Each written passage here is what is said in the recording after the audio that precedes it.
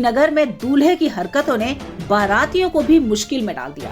मामला पुलिस तक पहुंच गया। दरअसल तुर्गपट्टी थाना क्षेत्र के एक गांव में बिहार के चंपारण से बारात आई थी। बारातियों का जोरदार स्वागत सत्कार किया गया। इसके बाद शादी की रस्में शुरू हुई। सबसे पहले जयमाला के कार्यक्रम का आयोजन किया गया। जयमाला के दौरान जब दुल्हन अपनी सहेलियों के साथ स्टेज पर पहुंची तो दूल्हे की हरकतें देखकर दंग रह गई। दुल्हन को कुछ आभास भी हुआ, लेकिन वह चुप रही।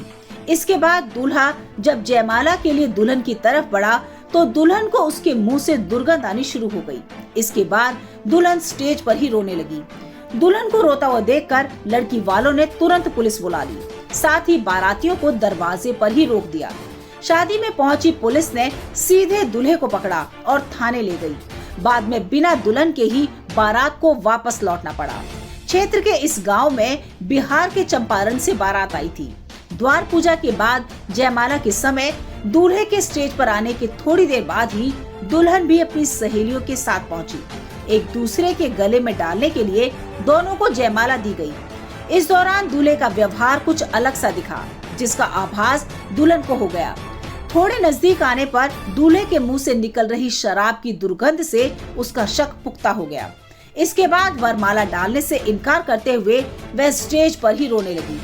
इस बात की जानकारी वधू के पिता व परिवार को होते ही सभी लोग आक्रोशित हो उठे और बारातियों को दरवाजे पर ही रोक लिया गया।